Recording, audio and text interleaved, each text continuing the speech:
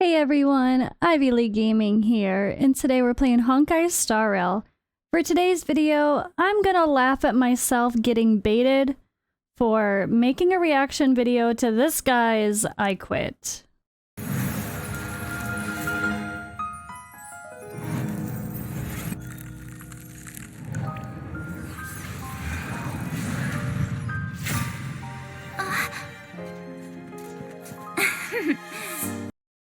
So this video actually started for me as a completely serious reaction video, and I could not stand it. It was so bad. I was like, what the hell is this guy's deal? What an elitist attitude. Oh my god, you're so cool, right? And I didn't agree with almost anything he said. And when I was done, I was like, it was a long reaction video. And when I was done, I actually looked at a couple comments quick and was people like, oh, this is gold. This is amazing. You earned a sub. And I was like, people actually agree with this? And so I started like prepping some stuff. I was going to come edit the video. And then I'm like, I need to look at the comments more. And it took me reading the comments to realize that it was supposed to, or supposedly everyone's assuming, I'm assuming, that it's satire, it's sarcasm, and it's just a complete clickbait video. You know, it's clickbait. It's just made to get the views, to make people curious, to be honest, like, does he even play Honkai Star Rail? I don't know. I don't even know. This could just be something he does to be funny in his way of picking on a new game coming out and acting like he's loving it, and then it's just, but it's all for I don't know. Honestly, I have no idea how to feel or not feel about this video, about this content creator. I find it confusing, and I'm a gullible person when it comes to this stuff. I have no idea how I would have known it was sarcasm. I really didn't think it was sarcasm. I just genuinely thought the guy was kind of a dick. That's just the truth. And yeah, I don't know. You guys let me know what you think. Some people might be like, of course it's obvious it's satire. Of course it's obvious it's sarcasm. But, I mean, people really do act like this. I've seen them. I've read their posts in Discord. I've listened to their videos. People really do talk like this. So I got baited, guys. So what I'm gonna do, instead of showing you my entire reaction video to this guy's I Quit video, I'm going to just clip out some of the funny moments of, or I want to say funny, but I sound terrible because I sound mean, but it's because I really thought this guy was just, I mean, maybe he is. I don't know him. I don't know anything about this content creator, but I really was just like, this guy is such an elitist. What the hell is this? This is the strangest reasoning. Or he's calling people idiots, but then he does something that's idiotic. And you're just like, I don't understand what I'm watching. So instead of making you guys sit through that whole long thing, I'm just going to cut out some of those funny parts of me reacting. Don't judge me too harshly, guys. I was gullible. So instead of me just not posting this video because I'm embarrassed about being gullible and taking the bait and giving this 40,000 views, even though it's actually terrible and misleading. And to be honest, my real opinion is that I don't like this type of video at all. It makes me dislike this content creator. As far as future videos, I don't intend to click because I don't like when people mislead the community. Even if it is sarcastic, people don't know when things are always sarcastic. I didn't at first. And if someone's new and hasn't even considered watching or playing Honkai Star Rail, they might watch his video and be like, oh, I guess I'm not going to play it after all. But really, his reasoning is so silly and weird, and some of it's actually true, though. It feels true in some areas. You're like, okay, I can understand how someone feels that way. But yeah, I don't like when people mislead the community, and I do see a lot of genuine comments where people are like, oh, okay, you saved me from downloading Honkai Star Rail. I'm like, no! So, anyway, sorry for the beginning rant here. I just had to really intro this because this is a hot mess, and I'm going to try my best to just pull a few points from my reaction to this, and I think I still end this video, this thought process, this whatever of being confused and still having a general, I don't like this attitude, even though it's satire, and even though it wasn't real, that doesn't make me dislike it less. So I don't know how I feel. You guys let me know in the comments below. What do you think about this type of video, about this type of, for him, putting out an I Quit video that's pure satire and sarcasm, but still includes enough facts to make it feel real? Do you think that's okay? Are you okay when people do that? And you're just like, oh, it's not, some people just need to understand comedy, or do you think do you agree with me? Is it sad and that people feel the need to use that type of comedy, if it is called comedy? I don't even know if you'd call that comedy, to mislead people. I don't know. I'm torn. Let me know how you feel. I'm gonna stop blabbering now. Let's roll some clips of this reaction video. All right, so time for a reaction video. I have not watched this. I don't know why, but I'm very curious why people would quit so early on. I mean, I get after like a month or two, you might not like the grind, but I feel like you kind of know what you're getting into nowadays when you start to play a game. Because everyone has videos on YouTube, you kind of get a feel for it. So quitting after only 1 week is a bit strange for me. I am so done with Honkai Star Rail, and honestly, I didn't like this game back when I played the demo, but for some reason, I was hopeful that Hoyoverse would take into account some of the feedback I provided back then. So the first major criticism of Honkai Star Rail I have is its combat system. The combat in Honkai Star Rail is uninspiring, lethargic, and brain dead to engage in, and just falls flat of my expectations for a turn-based game in 2023. What? The combat system is bland and doesn't meet expectations for a turn-based game? I mean, it's about the most exciting turn-based battle system I've seen so far. And I love that the animation of the fancy ultimate flows into the real battle scene. It's not just play a generic animation video over and then it cuts into the real thing. It actually flows. And before I get brain dead comments being like, oh, Yango, you just don't like turn-based games. Oh! Okay, he totally called that. Props to him there. Like if I go to team setup, you see you need to fill 4 character slots, but I personally only have 11 options to choose from, and the max number of characters available is still only 22. This is an absolute joke when compared to Revue Starlight Relive, where you have hundreds upon hundreds of options to fill a team of 5. And just to highlight the major discrepancy here, I did the math on calculating the strategic complexity in team building before recording this video. Let me just bring up my notepad here. Okay, so the math isn't anything fancy, it's really just the combinations formula. That's... I mean, I think his expectations are a bit too high with a number of characters in a game. So many games start out with a lower number and then add more and more and more over time.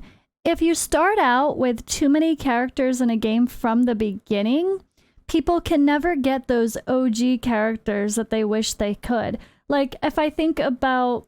I mean, I'm totally fine with this. Like, what if, okay, I really want to get Sela, but the chances of getting her is going to be smaller and smaller and smaller every time they add in new characters, right? Depending on a banner, of course, if they add them to another banner, which is probably not going to be the case, but whatever.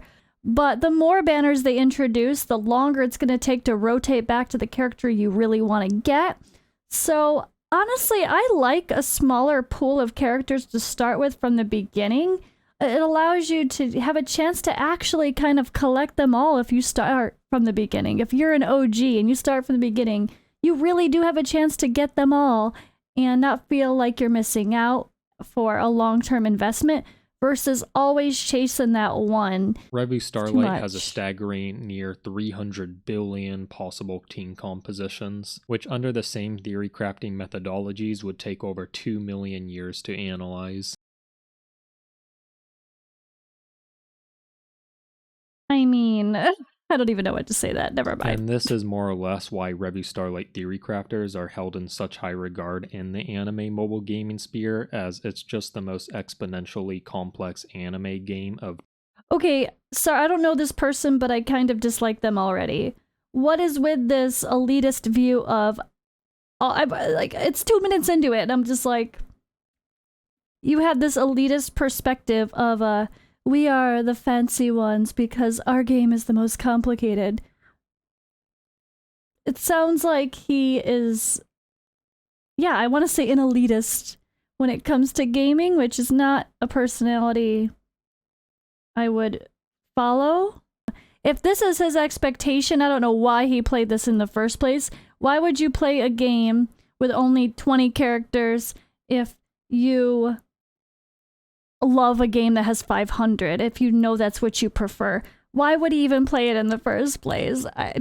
And quite frankly, if you fail to choose the correct ability for the situation you're in, then you're just an idiot. Like, you would never survive in Review Starlight with all its... Oh my god, you're such an elitist. Your game is so much better. Bruh. I'm not normally like this, guys, but I can't with this guy. hundreds of characters to learn. Don't get me wrong, I understand Hoyoverse had to make this game playable for the Genshin Impact community, but I don't think they had to go below even Pokemon level. So that's a massive dig at the Genshin community. Ouch. Ouch. I mean, I'm not the Genshin community yet, but ouch. Oh dear lord. What am I watching? Why am I giving this a view? And he just keeps calling people an idiot for not doing things in the right order. There's way more complexity than he's giving this game credit for to the average player. Oh, I can't. Why am I giving this a view? I've already started recording. This is gonna go out, but part of me wants to stop right now and be like, nope, never mind. I don't even want to give this the time of day and more attention than it already has. I cannot stand this perspective. So at this point, I've demonstrated how Honkai Star Rail has limited theory crafting potential and very brain-dead turn-based gameplay that even a remedial preschooler could succeed in. Despite these shortcomings, one thing that could have saved this game for me was if it had endgame PvP. That way I would have some incentive to get all the units and get to endgame. Well, you may have noticed that I have no characters at all on my account, and that is because I'm free to play since this game has no PvP at all, so what is the point even? His equilibrium level is 0. He didn't even get to the point of getting to equilibrium level 1. AKA, he barely did any summoning, so of course he has no characters on the account yet. And honestly, whenever I'm having a bad day and just feel like a loser or whatever, I just log into Review Starlight PvP to lift my spirits, as it just reaffirms that I'm a winner. There's just something very soothing about putting the game on auto and just watching my whale units absolutely curb stomp. You like watching the game go on auto and stomping people, but you like a complex game at the same time. Right. Their players. Yeah, with and this. If Honkai Star Rail does end up adding PvP down the line, I will for sure re-download it. So guys, I'm never someone who's like snarky against another content creator, but I cannot with like an elitist kind of attitude. This is so bad. Why am I watching this? I would agree that you might not like the game in the first place because it doesn't have PvP, because you don't like the style of combat, but you played it already and you knew what it was, so why would you play it for 1 week and just announce you're quitting if you already knew what it was? The last complaint I have with this game is its story, as I just find it really hard to follow along with. Like, I'm not really that far into the story, but I already have no clue what's going on, and I think the issue is all the characters speak in Japanese, which is a language I don't understand, and it's just... Bruh, they speak in Japanese. You know there's English voice actors. What? What? hard for me to read the text in English while they're talking in Japanese. You don't have to. They have amazing English voice actors.